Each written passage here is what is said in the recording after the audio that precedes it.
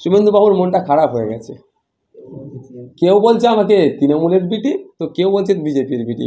আচ্ছা, ব্যাপারটা হচ্ছে বিটা তো পরে আসে, আগে তো এ আসে। তো এ টিমগুলোকে আগে খুঁজে বার করুন, তারপরে বি টিম আমি প্রধান প্রতিপক্ষ সময়ের সাথে উত্তর দেবো। কারণ আমাদের রাজ্যের মুখ্যমন্ত্রী যখন মোদির সাথে মিট করতে যাই, তৃণমূল তখন বলে এটা অফিসিয়াল মিটিং, সেখানে আমরা রাজনীতি দেখিনি। তখন একবারের জন্য আমরা বলে ফেলি না যে আপনার কি বলে এর সাথে মোদির সাথে দেখা করতে যাচ্ছে, বিজেপি নেতার সাথে দেখা করতে, বিজেপিতে কি জয়েন করবে? আপনি যেটা বলছেন ওই গাড়িতে ঠেলাঠেলি না কি আর কি বললেন, দেখুন এটা আমি সত্যি বলছি, আমি ভিডিও দেখিনি, এটা আমি শুনেছি। তো ব্যাপারটা হচ্ছে কিছু ক্ষেত্রে অনেক অতি উৎসাহী হয়ে যায়। এই ধরনের যদি ঘটনা ঘটে থাকে, অতি উৎসাহীর ফলে হয়তো হয়ে যেতে পারে। অনেকে অভিযোগ করছেন যে সামনের মাসেই জগন্নাথ মন্দির উদ্বোধন, সেই উপলক্ষেই মুসলিমদের একটা সহানুভূতি, যেহেতু ফুরফুরা একটা অন্যতম ধর্মীয় স্থান, এইটা নিয়ে আপনি কি বলবেন? দেখুন, আমি অনেক আগে বলেছি, আজকে বলছি, আগামীতেও বলবো, শুভেন্দু অধিকারী মহাশয় 24/7 পলিটিক্স করে। নওশাদ সিদ্দিকী, আমি এখন আপাতমস্তক রাজনীতি করার চেষ্টা করছি, হয়ে উঠতে পারিনি। 24/7 আমি চেষ্টা করছি পলিটিক্সটা করার। রাজ্যের মুখ্যমন্ত্রী তৃণমূল কংগ্রেসের সুপ্রিমো মমতা ব্যানার্জিও আপাতমস্তক একজন রাজনৈতিক ব্যক্তিত্ব। 24/7 তিনিও পলিটিক্স করেন। সুতরাং আমি আমারও কথা বলবো, শুভেন্দু অধিকারীর কথা বলি, তিনজনের কথা বলি, এবং মোহাম্মদ সেলিম সাহেবেরও কথা বলি, কংগ্রেসের শুভঙ্কর বাবু যিনি আছেন, এসেছিলেন ওই দিন কি এসেছিলেন, সবার কথা বলি। আমাদের মুভমেন্ট, আমাদের কথাবার্তা, আমাদের ড্রেস কোড, আমাদের চাল চলন, আমাদের খাওয়া দাওয়া, সবের মধ্যে রাজনীতি জড়িয়ে আছে। আমরা রাজনীতি ছেড়ে বেরোতে পারবো না, একদম কোড আনকোড বলছি। এবার আপনি বুঝে নেন। পশ্চিমবঙ্গ যে হাইকোর্ট রয়েছে, সেই হাইকোর্টের বিচারপতি উদ্বেগ প্রকাশ করেছেন, বলেছেন যে পশ্চিমবাংলায় আগে এই হিন্দু মুসলিম জাতি ধর্ম বিদ্বেষ ছিল না। কি বলবেন? ভয়ঙ্কর উদ্বেগ, তিনি ভয়ঙ্কর পরিস্থিতি দেখে তিনি উদ্বেগ প্রকাশ করেছেন। এখনো কলকাতা হাইকোর্ট সুমোটো করছে না কেন শুভেন্দুবাবুর বিরুদ্ধে, সেটাই আমি ভাবছি। যে ধরনের বিষ উগলাচ্ছে সমাজে, যে ধরনের কথাবার্তা বলে সমাজে দুটো গোষ্ঠীর মধ্যে বিভেদ তৈরি করার চেষ্টা করছে, হিংসা তৈরি করার চেষ্টা করছে, দুটো গোষ্ঠীর মধ্যে ক্লাস লাগিয়ে দেওয়ার চেষ্টা করছে, ইমিডিয়েট ওনার বিরুদ্ধে কলকাতা হাইকোর্টের সুমোটো করার দরকার। 6 থেকে 7 বছর পরেই কি মুখ্যমন্ত্রীর কথা মনে পড়লো ফুরফুরা শরীফ আসার জন্য? এই জন্যই তো রাজনৈতিক পাওয়ার অর্জনের কথা, ক্ষমতা অর্জনের কথা পীরজাদা আব্বাস সিদ্দিকী বলেছেন, যে ক্ষমতা অর্জন করলেই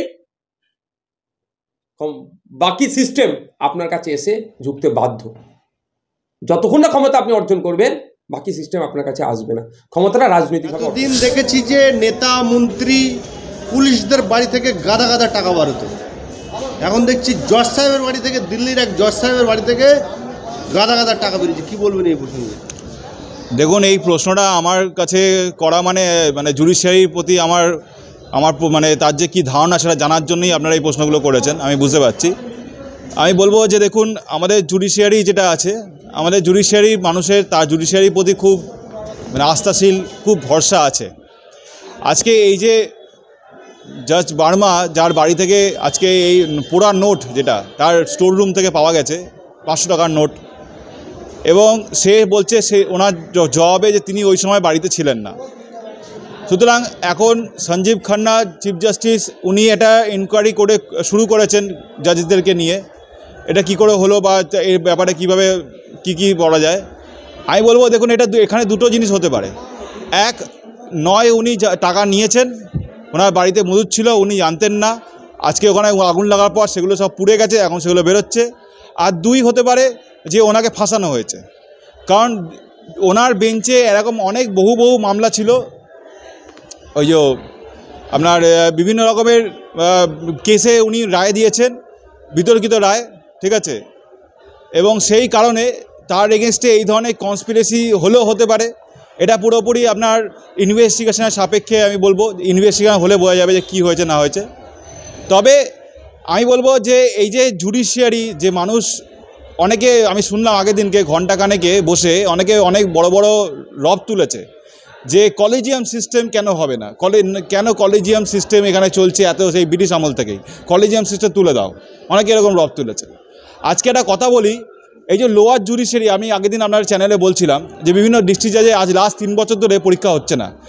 আজকে আপনি বিভিন্ন ডিস্ট্রিক্ট কোর্টগুলোতে ঘুরলে জানতে পারবেন অর্ধেক কোর্টে জাজ নেই। সুতরাং আজকে কলেজিয়াম সিস্টেম আছে বলে তবু হাইকোর্ট এবং সুপ্রিম কোর্টের জাস্টিস আছে বলে মানুষরা বিচার পাচ্ছে, কিন্তু আজকে লোয়ার কোর্টগুলোতে ডিস্ট্রিক্ট কোর্টগুলোতে আজকে এই কলেজিয়াম সিস্টেমে জাজ রিক্রুটমেন্ট হবে না বলে রাজ্য সরকারের আন্ডারে ছেড়ে দেওয়া হয়েছে বলে লাস্ট 3 বছর ধরে কোনো পরীক্ষা হচ্ছে না, যার ফলে জাজ রিক্রুটমেন্ট হচ্ছে না। তার ফলে বহু মানুষ আজকে লোয়ার কোর্টে তারা ডেটের পর ডেট এক একটা মামলা 20 বছর 25 বছর ধরে চলছে, এখনও পর্যন্ত মানুষ বিচার পাচ্ছে না। আজকে মানুষ মনে করে যে ক্যালকাটা হাইকোর্ট আছে বলেই তারা নাকি বিচার পাচ্ছে। যদি ক্যালকাটা হাইকোর্ট আজকে না থাকতো আমাদের ওয়েস্ট বেঙ্গলে, তাহলে এখানে দুষ্কৃতিরা শুরু হয়ে যেত। কারণ আমাদের রাজ্য সরকার একতরফা হচ্ছে, তাদের বলছে না 7 দিনের মধ্যে আমি করে দেবো, ওই লোয়ার কোর্টে 7 দিনে করে দিত, হাইকোর্টে 7 দিনের মধ্যে তার ফাঁসি করে দিত, একতরফা জোর জুলুম করতো। সেইটাই একমাত্র রুকেছে হাইকোর্ট, সুপ্রিম কোর্ট আছে বলে এবং এই কলেজিয়াম সিস্টেম আছে বলে আমার মনে হয় সেটা থাকা উচিত। তবে হ্যাঁ, যারা এরকম বলেছেন যে এই যে জাজের ছেলে কেন জাজ হবে বা অ্যাডভোকেটের ছেলে কেন অ্যাডভোকেট হবে, তার যোগ্যতা থাকলে সে হবে। হ্যাঁ, আমি সেটাই বলবো। শুধুমাত্র এখানেই বলে নয়, আপনি ফিল্ম ইন্ডাস্ট্রিতে দেখুন, আজকে ফিল্ম ইন্ডাস্ট্রিতে আজকে আলিয়া ভাট তার বাবা ছিলেন একজন ডাইরেক্টর মহেশ ভাট, আজকে সালমান খান তার বাবা সলিম খান একজন রাইটার, আজকে যত বড় বড় আছে, এই বরুণ ধাওয়ান তার বাবা ছিলেন ডেভিড ধাওয়ান একজন ডাইরেক্টর, অমিতাভ বচ্চনের ছেলে কিছু করতে পারলো না, সেটা বাদ দিলাম। এই অজয় দেবগন তার বাবা ছিলেন বিরুদ্ধ দেবগন, উনি একজন ডাইরেক্টর। তাহলে সেই ইন্ডাস্ট্রিতে এরকম আছে, তার সাথে নতুনদেরকেও সুযোগ দেওয়া হচ্ছে, কিন্তু নতুনরা কিছু করতে গেলে তাদেরকে এই যারা বাবা টাকা মামা থ্রু থেকে আসছে তারা কী করে, তাদেরকে জোর জবরদস্তি চেপে ধরছে। যেমন হচ্ছে সুশান্ত সিং রাজপুত, আজকে সুশান্ত সিং রাজপুতকে মাদক খাইয়ে তাকে মেরে দেওয়া হলো, কিন্তু সেই যে কেসটা এখনও পর্যন্ত ঝুলে রইল, কেউ সাজা পেল না। ওই রিয়া চক্রবর্তী কে তাকে ধরেছিল, ধরে কিছুদিন তাকে সাজা দিল, দিয়ে তারপর তাকে ছেড়ে দিল। এটাই যে ঘণ্টাখানেকে যারা বসে তারা যেটা বলছেন, আমি সেটাকেই বলবো যে যারা নতুন আসছেন, যাদের বাবা কাকা মামা জ্যাঠা কেউ জাজ বা অ্যাডভোকেট নয়, তাদেরকে সুযোগ দেওয়া হোক, কিন্তু কলেজিয়াম সিস্টেমকে বন্ধ করা যাবে না। যদি বন্ধ হয়ে যায় তাহলে সরকারের আধিপত্য চলে আসবে জুডিশিয়ারির ওপর এবং জুডিশিয়ারি প্রভাবিত হয়ে যাবে, তাদের মানুষ বিচার পাওয়া বন্ধ হয়ে যাবে, মানুষ আর বিচার পাবে না। আপনি বলছেন যে জাজ নেই, শিক্ষিতদের চাকরি নেই, বেকারদের চাকরি নেই, ডিএ নেই, স্কুলে মাস্টার নেই, তাহলে দেশ আছে কি? দেশটা চলছে কীভাবে? কেন্দ্র সরকার যারা রয়েছে তারা বড় বড় কথা বলছে, রাজ্যের মুখ্যমন্ত্রী তারা বড় বড় কথা বলছে, অথচ যেগুলো মানুষের নিত্য প্রয়োজনীয় সেগুলো নেই। আপনি বলছেন, আমি বলছি না।